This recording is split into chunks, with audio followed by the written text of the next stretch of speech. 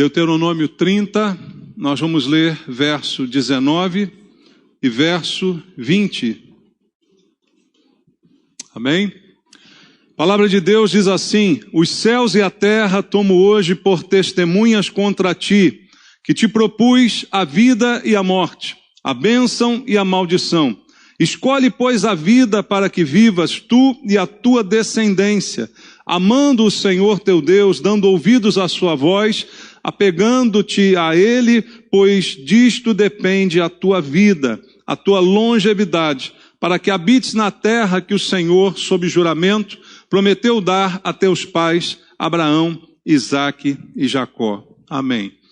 Obrigado, Deus, pela tua palavra e por estarmos aqui diante dela e ela estar disponível para nós termos acesso à tua palavra. É uma bênção para a nossa vida.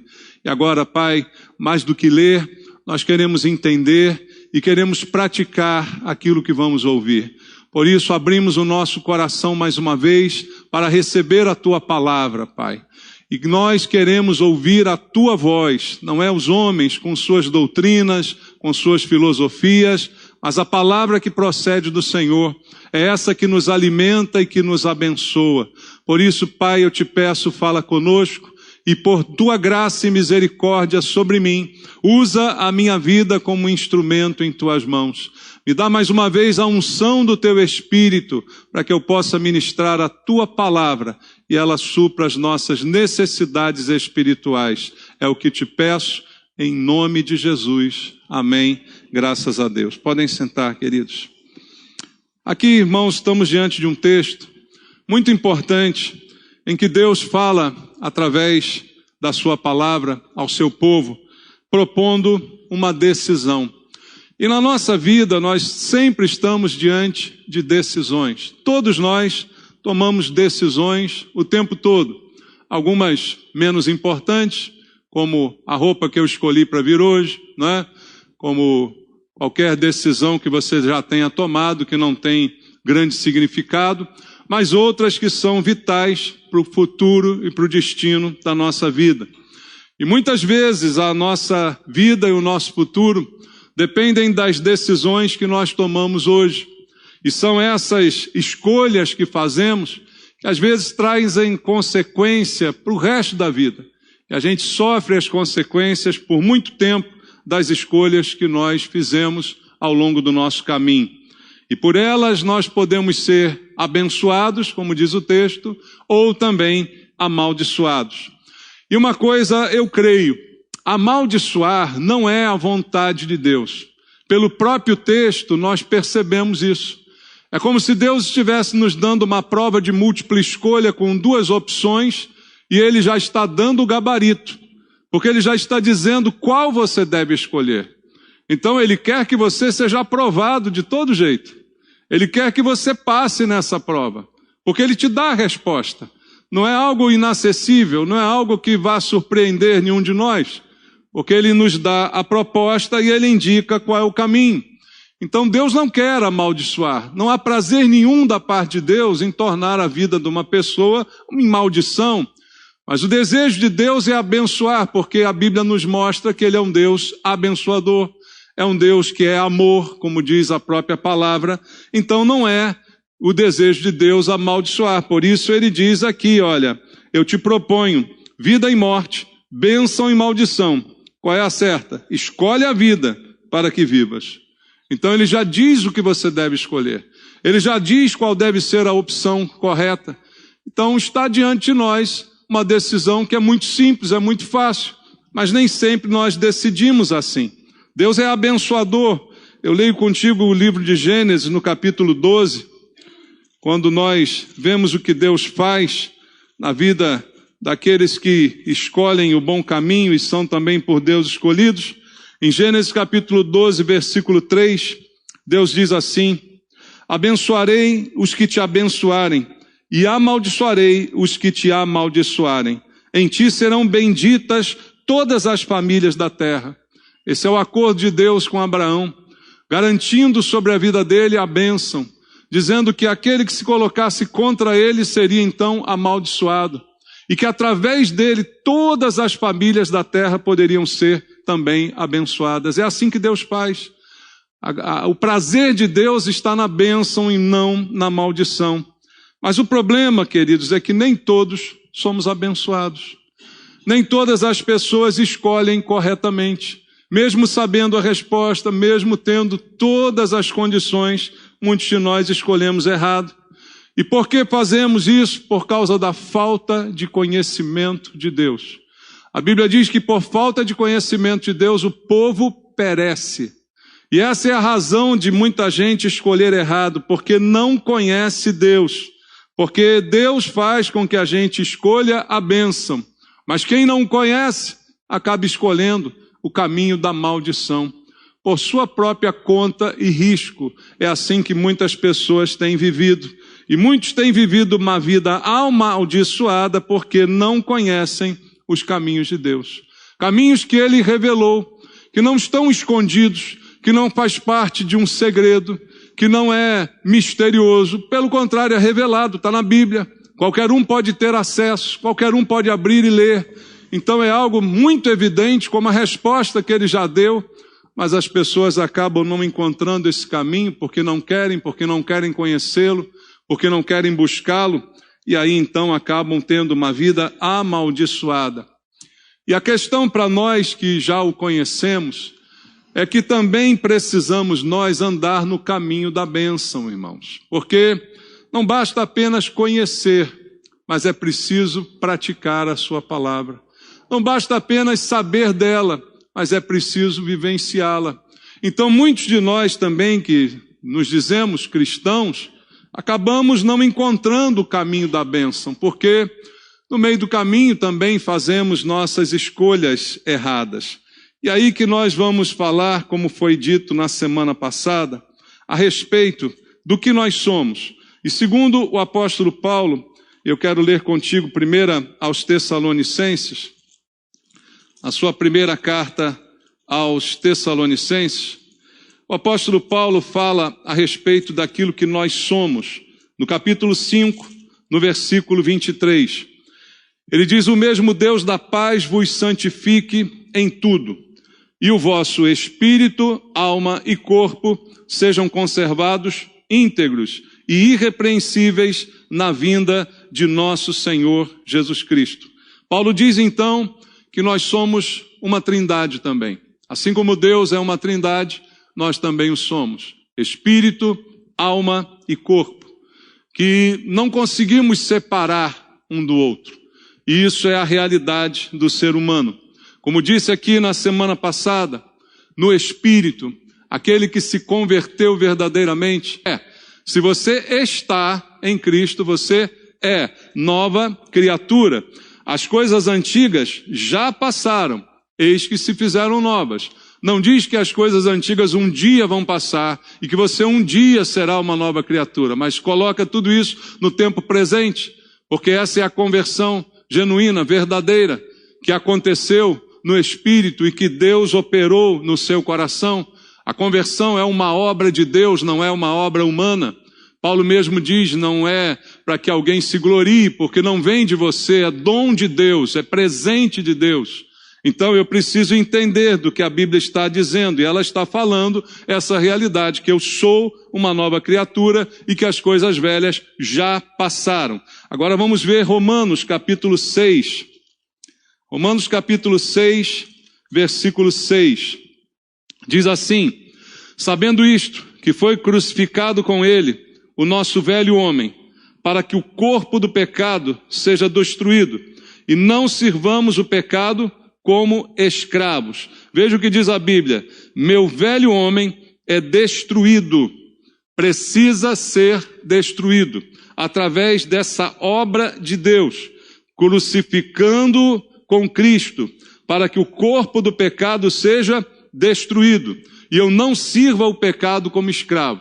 Como eu disse também semana passada, o corpo, a carne, não se converte. Quem se converte é o seu espírito. A sua carne vai sempre gostar do que é ruim, porque na carne nós, quando a alimentamos, vivemos dos desejos que ela tem e satisfazemos esses desejos.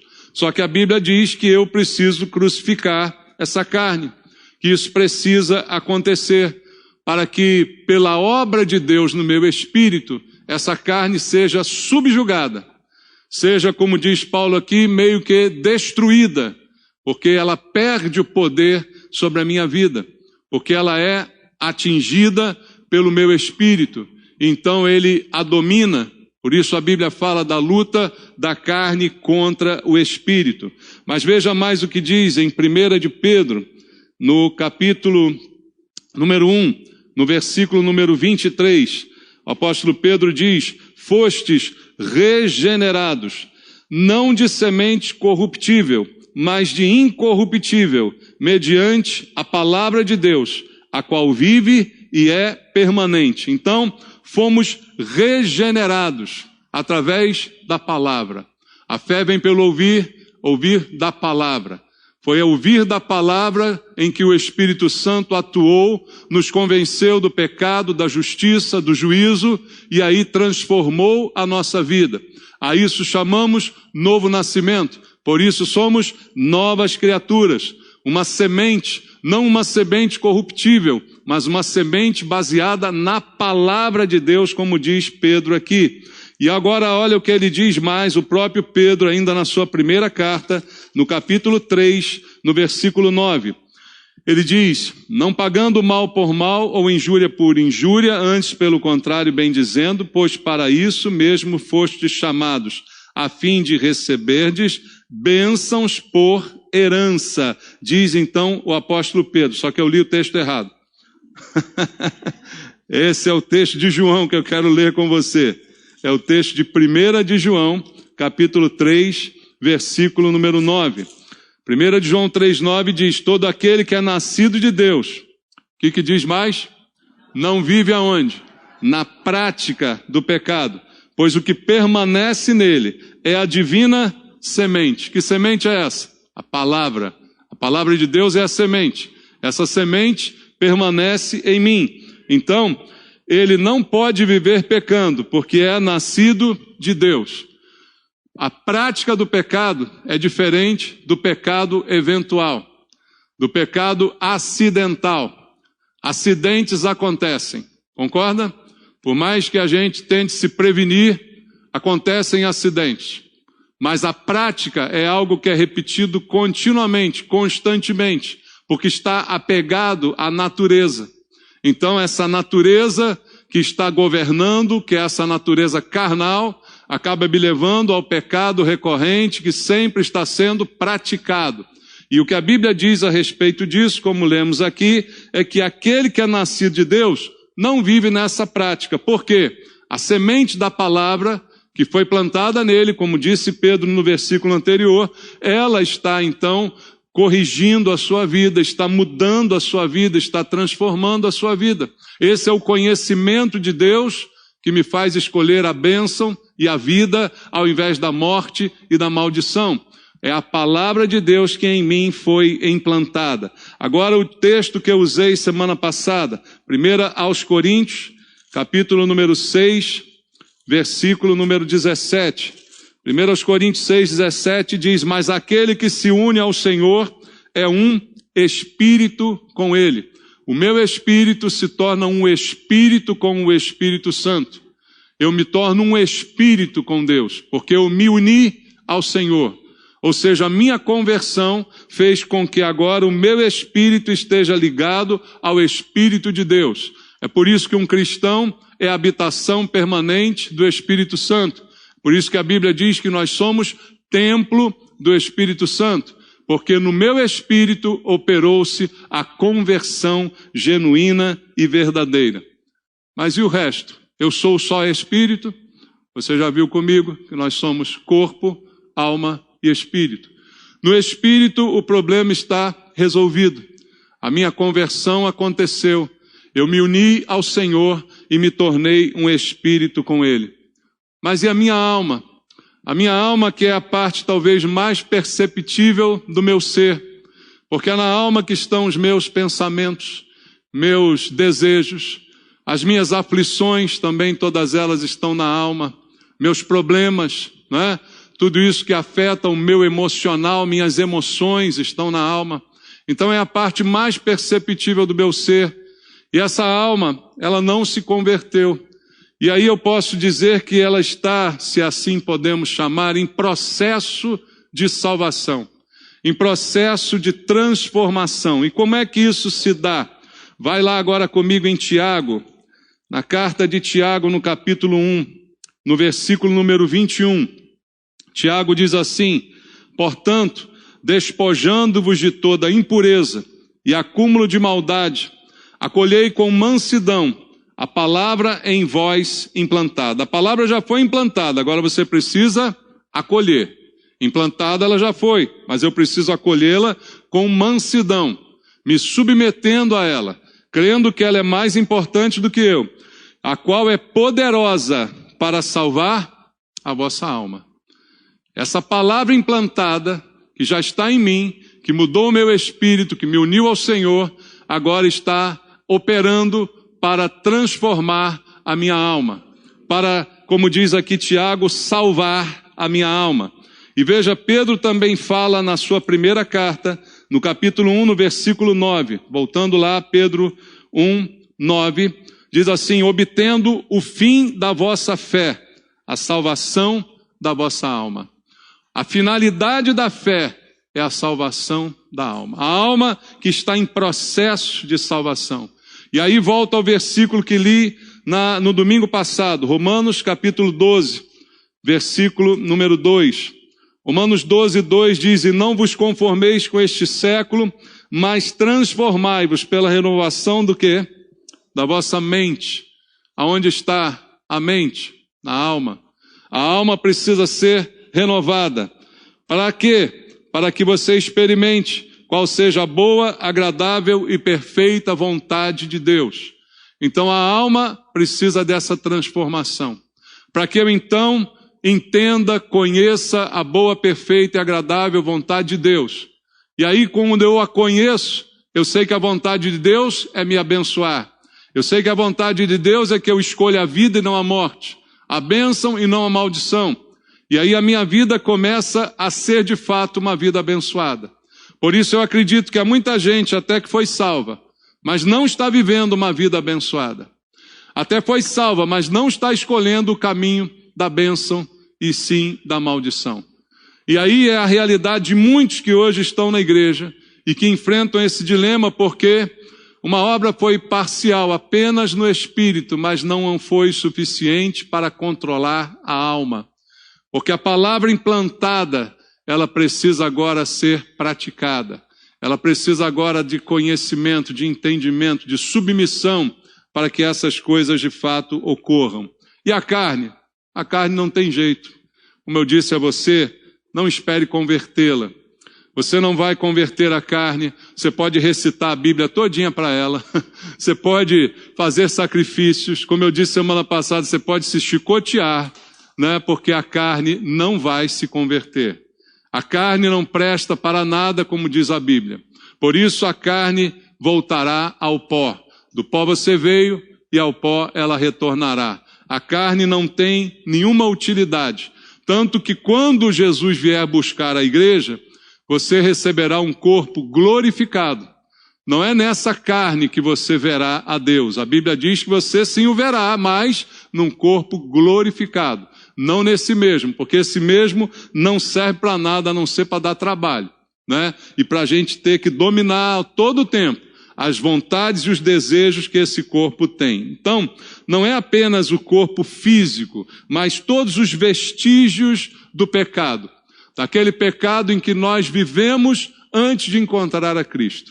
Aliás, ninguém é salvo porque é bonzinho. A gente é salvo porque é mau, né? Jesus não veio chamar os sãos, mas os doentes. Então, todos que foram salvos, eram salvos porque eram maus. Não tem aquela pessoa tão boa, só falta entrar para a igreja. Já disse isso, né? Tem gente que fala isso, né? Tão boazinha ela, só falta se render a Cristo. Não, ela é morta nos seus delitos e pecados, como todos nós um dia fomos. Então, não é só uma questão do corpo físico, mas também dos vestígios que esse pecado deixou em nós. E aí Paulo diz em Romanos, no capítulo 8, vamos ler? Romanos capítulo 8, versículo 6 ao versículo 8. Porque o pendor, pender é inclinar-se, cair. O pendor da carne dá para onde? Dá para a morte. Mas o do espírito dá para onde? Dá para a vida e paz. Por isso o pendor da carne é inimizade contra Deus, pois não está sujeito à lei de Deus, nem mesmo pode estar. Portanto, os que são da carne não podem agradar a Deus. Eu sou corpo, alma e espírito. Se eu me inclino para a carne, eu certamente vou para a morte. Mas se eu me inclino para o espírito, esse eu quem é? É a alma. Esse eu é a alma que está no meio ali entre carne e espírito, sofrendo os ataques, entre aspas, de ambos os lados. Para onde o meu ego, a minha alma se inclina? Se eu me inclino para a carne, eu vou satisfazer as vontades da carne. E aí isso é morte. Permanece sobre mim a morte. Mas se eu me inclino para o espírito, aí o pendor do espírito é vida e paz. Olha aí as duas opções. Vida ou morte? Bênção ou maldição? E Deus diz, escolhe a vida para que você viva. Para viver, eu preciso pender para o espírito. O meu eu precisa pender para o lado espiritual e não para o lado carnal. Se eu pender para o lado carnal, eu vou dar aonde? Eu vou dar na morte. Eu vou dar na maldição, como diz a palavra do Senhor. E aí vamos entender, projetando de novo aqui, já está lá o cartaz, que a gente viu semana passada, entender essa batalha pela alma.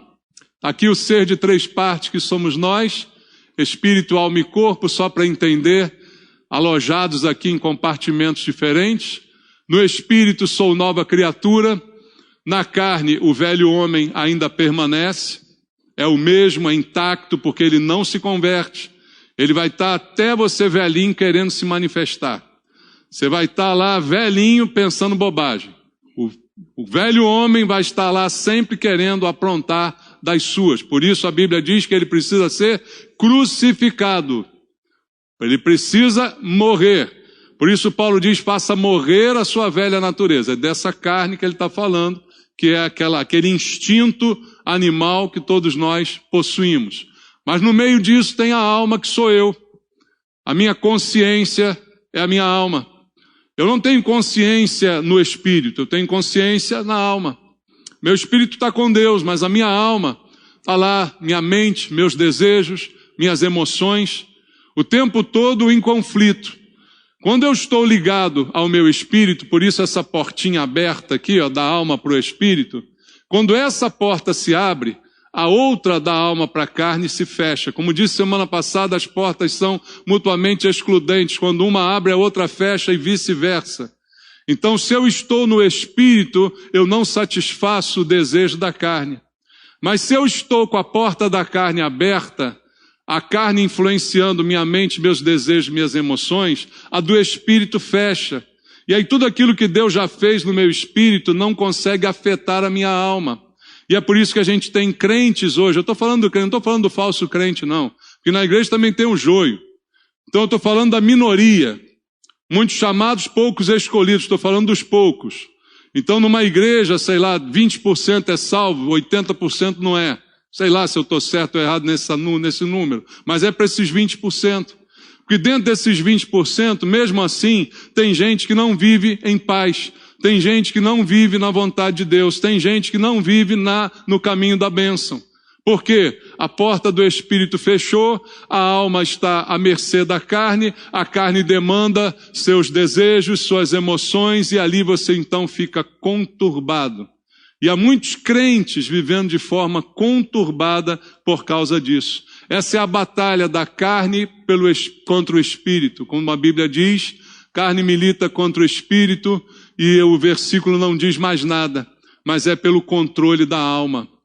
Porque quando a carne está vencendo essa batalha, a alma fica desassossegada. Mas quando o espírito está vencendo, a alma sossega.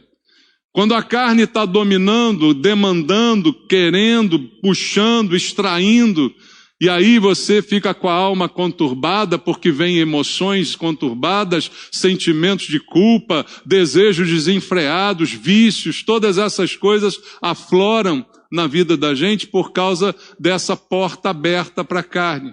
Mas quando eu abro do Espírito, a da carne se fecha. E aí o Espírito salvo começa a influenciar a alma. Aí vem a paz. Por isso que a gente às vezes se conflita, e eu já disse aqui algumas vezes, Jesus disse assim, deixo-vos a paz vos dou. Não a dou como o mundo dá, a minha é diferente. E aí eu vejo muitos cristãos que não têm paz. Eu falei, como é que pode? Ou o Cristo está mentindo, ou a pessoa está mentindo, ou está tudo errado. Porque ele disse que deixou a paz. Cadê? O que você fez com ela? Perdeu? O diabo roubou? O que você fez com ela? Ele deixou para você. Na verdade, você perdeu por causa disso. Porque a porta do Espírito fechou e você começou a alimentar a carne. E aí a paz foi embora. E aí veio a conturbação, veio os sentimentos ruins, vieram as angústias, né? Vieram todas essas coisas que a gente conhece muito bem. Então a luta do Espírito que está aqui em Gálatas 5, vamos ler aqui Gálatas 5, 16 ao 18.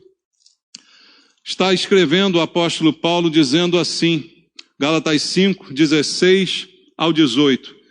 Andai aonde? No Espírito. Naquele Espírito ali que eu tenho que andar. E se isso acontecer, você jamais vai satisfazer ao desejo da carne. Porque você está no Espírito, aí a porta abriu, a alma e o Espírito estão em sintonia. E aí a carne está com a porta fechada. Aí ela pede, mas você não dá. Ela clama, mas você não entrega. Ela continua clamando, ela não vai chegar um dia que você, a minha carne agora é uma santa carne. Não existe santa carne. Então ela sempre vai querer o que não presta. E ali o que acontece é o que Paulo diz aqui. Se eu estou andando no Espírito, eu seco a carne. Eu fecho a torneira desenfreada dos desejos dela. Porque a carne milita contra o Espírito e o Espírito contra a carne, porque são opostos entre si. Para que não façais o que porventura seja do vosso querer. Onde está isso? Está lá a alma no meio disso tudo. Mas se sois guiados pelo Espírito, não estáis sob a lei. Então não há como andar ao mesmo tempo nos dois. Não há como eu ser ao mesmo tempo espiritual e ao mesmo tempo carnal. Quando eu sou espiritual, não sou carnal, e quando sou carnal, não estou dando bola para o Espírito. Lembra das portinhas? Uma abre, a outra fecha.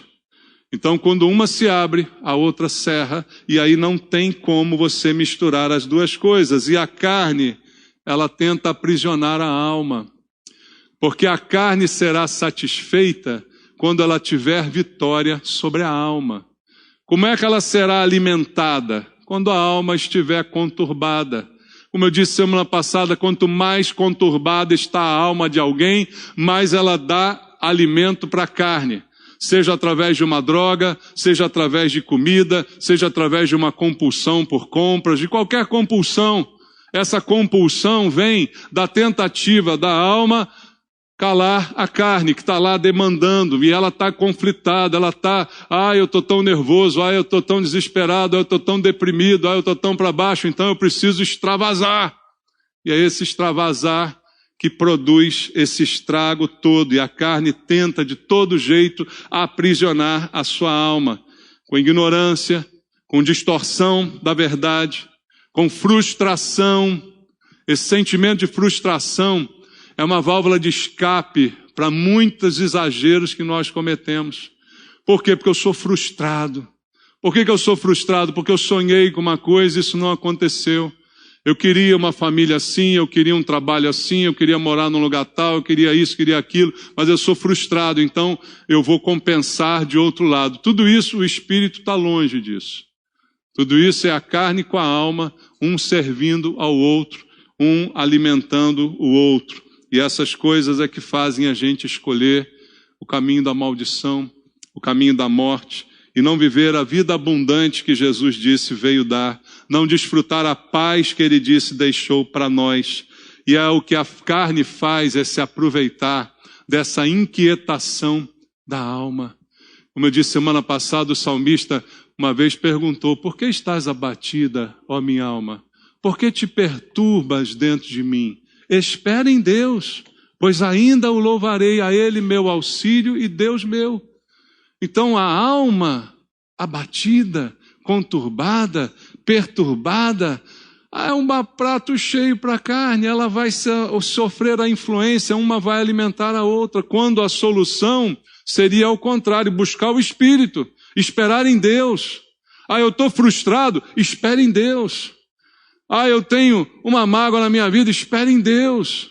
Um desejo não foi realizado, espere em Deus. Mas não, você vai conturbando cada vez mais a sua alma, e cada vez mais você fica distante da vontade de Deus, que é boa, perfeita e agradável, porque a sua mente não é renovada, como já foi dito.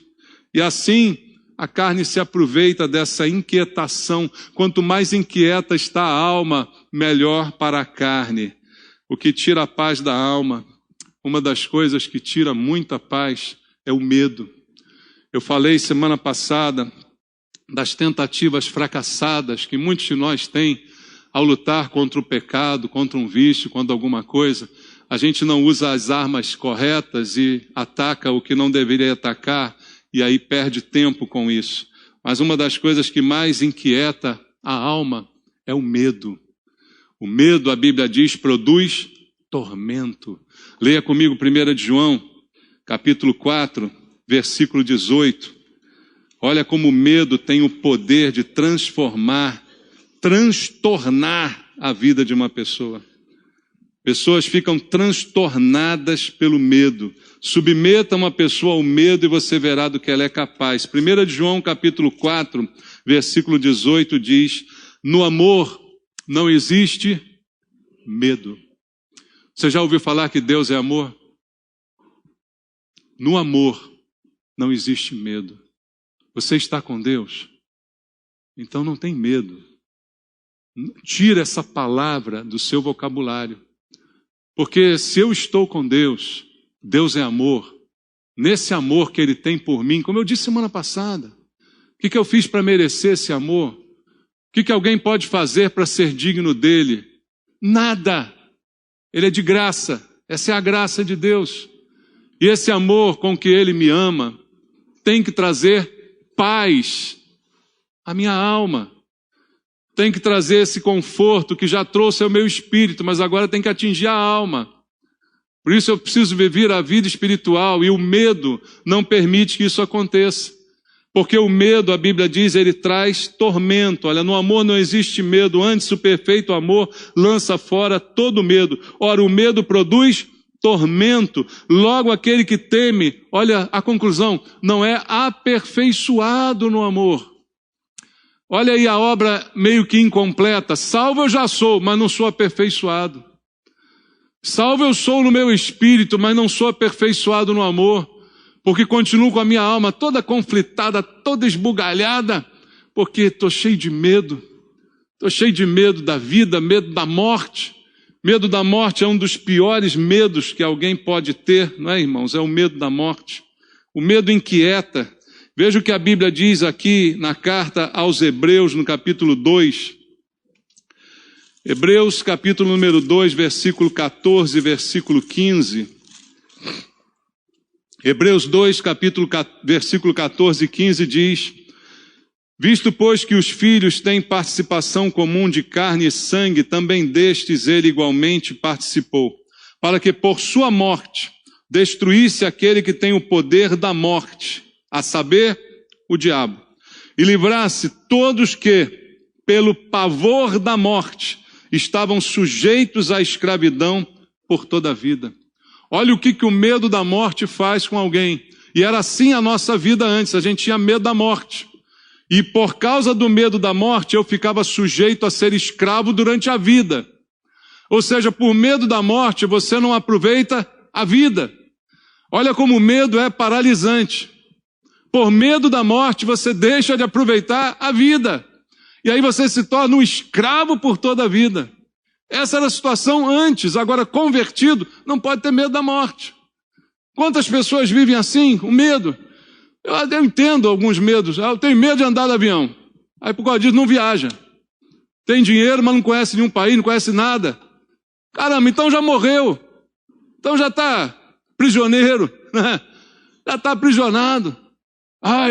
Eu tenho medo de andar de elevador. Eu conheço gente que tem medo de andar de elevador, gente. E agora?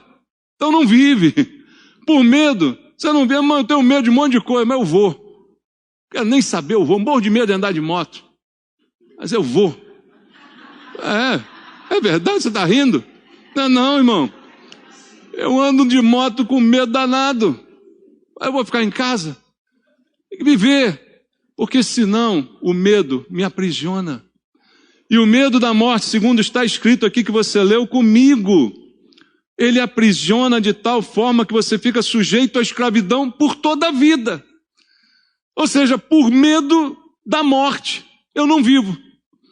É como aquela pessoa, outro dia citei aqui, aquele homem lá, o milionário, que quer comprar todo tipo de tratamento, todo tipo de vitamina, todo tipo de coisa, porque ele tem medo de morrer.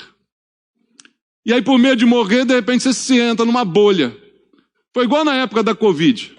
Por medo de morrer, ninguém saiu na rua. Por medo de morrer, ninguém falou com ninguém, ninguém orou junto, ninguém deu a mão, ninguém veio à igreja. Olha, caramba, isso não é vida. Para não morrer, ficar dentro de casa, eu prefiro morrer. Por quê? Porque senão eu viro escravo. E essa Covid foi um experimento para nos tornar escravos. Fique sabendo você disso. Vem mais por aí, tá? Vem mais por aí. Todo mundo mostrou que pelo medo se tornou escravo. Pelo medo nós brigamos uns com os outros, discutimos uns com os outros, por causa do medo. Medo da morte. Medo da morte é o que mais domina todo mundo. Por isso o diabo é esperto. E a Bíblia diz, Jesus veio para destruir o diabo. E o poder que ele tinha sobre a morte. Mas ele tenta de novo e vai criar outra pandemia pior do que essa. Pode crer que vai. Para quê? Para te aprisionar. Para te fazer ficar com medo dos outros. Para fazer você ficar com medo de respirar na rua. Para ficar com medo de tudo. Então esse é o plano maligno. E o medo é que está fazendo isso com as pessoas. Destruindo. Por medo eu me torno escravo para toda a vida. Por medo eu aceito perder a minha liberdade. É isso que está escrito aqui. Eu me torno escravo, porque eu aceito perder. Eu aceito que o governo mande em mim, que ele diga onde eu posso ir, onde eu não posso, o que eu posso fazer, o que eu não posso. Então eu já estou me submetendo a uma escravidão, simplesmente pelo medo de morrer. E olha mais o que diz a Bíblia em Efésios capítulo 4, versículo 18. Efésios capítulo número 4, versículo número 18. Está escrito assim em Efésios 4, 18. Obscurecidos de entendimento, alheios à vida de Deus, por causa da ignorância em que vivem, pela dureza do seu coração. Essa situação de coração duro, que uma alma medrosa faz com que você assim se torne, te deixa alheio à vida. Jesus diz, eu vim para que tenha vida e tenha em abundância. E você diz, minha vida é um inferno.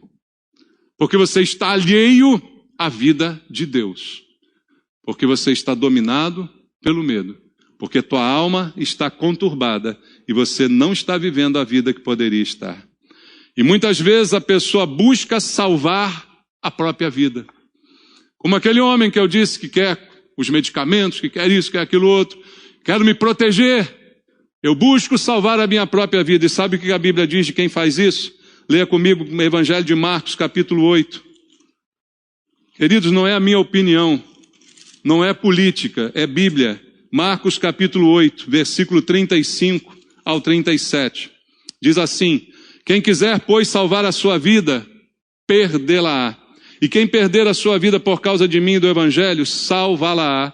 Que aproveita o homem ganhar o mundo inteiro e perder a sua alma, que daria um homem em troca da sua alma. Então a Bíblia diz que quem quer salvar, perde. Eu quero me proteger, eu quero me isentar, eu quero ficar seguro, eu quero estar a salvo. A vida é perigosa. Bote isso na cabeça. Não existe estar a salvo. Você pode ter cuidados, isso é lógico, é evidente, é necessário não se expor inutilmente a um risco, mas a vida é perigosa. Viver é perigoso. Você tem medo de avião? Você anda na rua, cai um avião na tua cabeça, irmão. E agora? Adiantou o medo do avião? ele caiu na tua cabeça. Não adiantou nada. Então a gente foge de uma coisa e é pego em outra. A vida tem risco. E Jesus disse, quem salva sou eu, não é você. Você só se rende. Você só se entrega. Mas quem te salva sou eu. Por isso, se você tentar se salvar, você vai dizer assim, eu não preciso de Jesus para me salvar. Eu não preciso de Jesus para me curar. Eu não preciso de Jesus para me proteger. Eu me resolvo. Eu resolvo a minha vida. E é aí que você perde a sua vida. E é em busca desse consolo, oferecido pela carne, a alma que está desassossegada, que está cheia de medo, cheia de frustração, cheia de coisas que conturbam o coração, a mente, é em busca disso tudo que vem a carne e oferece álcool, drogas, sexo, comida, consumo, tudo que você possa imaginar, ela oferece. Aí você diz, agora eu estou calmo, porque eu tomei esse troço aqui. Agora eu esqueço, porque eu bebi. Beber para esquecer é a pior incoerência do mundo, porque depois vem a ressaca para te lembrar a bobagem que você fez. Mas é assim que a carne trabalha, querendo lutar contra o espírito pelo domínio da sua alma. E sabe o que o medo provoca? A falta de amor de Deus. Como você leu comigo, 1 João 4,18, o perfeito amor de Deus lança fora todo medo. E aí o medo que permanece, que insiste em permanecer, acaba fazendo com que eu não desfrute do amor de Deus. Porque diz ali no mesmo versículo que aquele que teme não é aperfeiçoado no amor. E aí eu acabo não desfrutando de tudo aquilo que Deus tem para mim, por causa dos meus medos, dos meus traumas, das coisas que estão na minha alma. E aí, querido, se você precisa, nada contra um psicólogo, um psiquiatra, o que for, mas o maior investimento que você pode fazer nessa área é no seu espírito. Porque quando o seu espírito estiver forte, é ele que ganha a luta contra a carne. E é ele que influencia a sua alma. E aí a palavra em você implantada começa a dizer para você, por que está abatido? Por que você não tem paz? Jesus te deu a paz. Fique tranquilo, fique calmo. Receba aquilo que Deus já te deu, Ele já morreu por você. Aí o Espírito começa a agir. E talvez faça muito melhor do que um psicólogo vai demorar meses contigo, do que um psiquiatra vai demorar meses te dando remédios. Nada contra, se é necessário, faça, tome. Mas tem recurso também espiritual. Encha a sua vida do Espírito. Encha a sua vida espiritual, alimente o seu espírito. E aí você não satisfaz o desejo da carne. A fé é o oposto do medo. Leia comigo agora Gálatas capítulo 5, voltando à carta aos Gálatas. Ainda no capítulo 5, mas agora no verso 6, ele diz, porque em Cristo Jesus, nem a circuncisão, nem a incircuncisão tem valor algum, mas a fé que atua pelo amor. A fé atua pelo amor. A fé se opõe ao medo. O medo faz com que eu não tenha fé, mas a minha fé me dá a certeza de que a minha vida está com Deus. Então o medo da morte, ele acaba indo embora, por causa da fé, que é a certeza que nós temos. E é isso que nós temos que buscar cada vez mais. Em 1 aos Coríntios, capítulo 2, no versículo número 14, 1 aos Coríntios, capítulo 2, verso 14, diz, ora, o homem natural não aceita as coisas de quem? Do Espírito de Deus, porque eles são loucura e não pode entendê-las, porque elas se discernem espiritualmente. A interpretação humana das circunstâncias não leva em conta o fator espiritual para nada. Hoje o homem acha que ele tem resposta para tudo. Todos os teus problemas, todos os problemas da tua alma, o homem acha que tem resposta.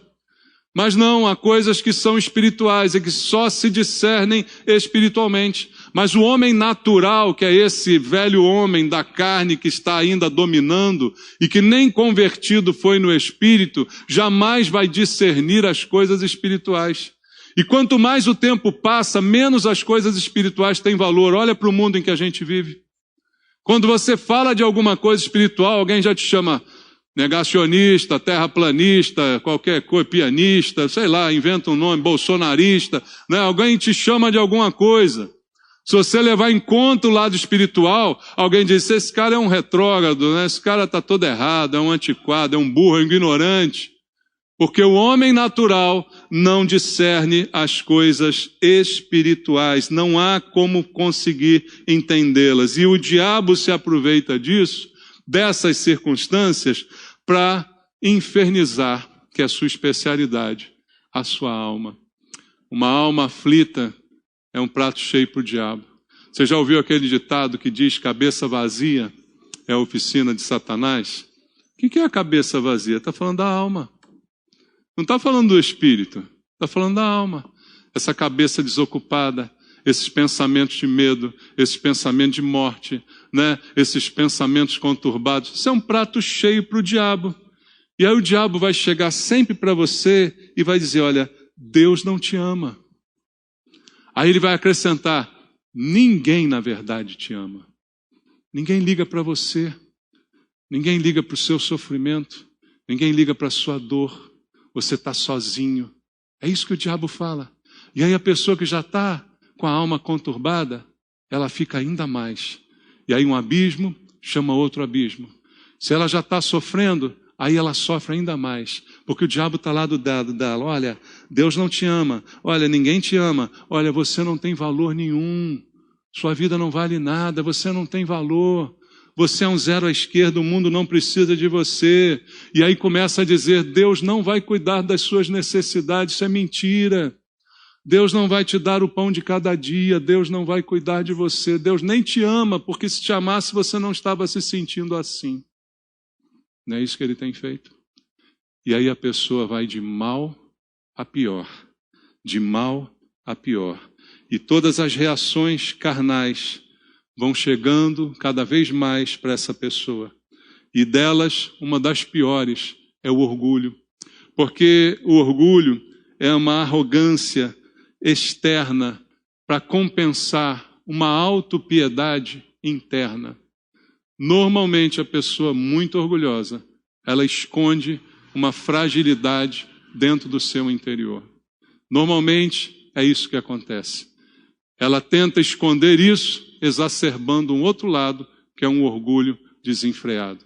E aí a pessoa vive um mundo de fantasia, de faz de conta, e ela nem mais acredita na sua própria mentira. E assim a gente tem muita gente vivendo. A rebeldia que há no coração também de muitas pessoas, que faz com que ela ache que não depende de Deus, que ela precisa se virar sozinha, que ela precisa dar conta dos seus problemas, e tudo isso vai trazendo revolta em cima de revolta e vai deixando a alma cada vez mais influenciada pelo medo. E quanto mais isso acontece, qual é a minha escolha? Alimentar a carne.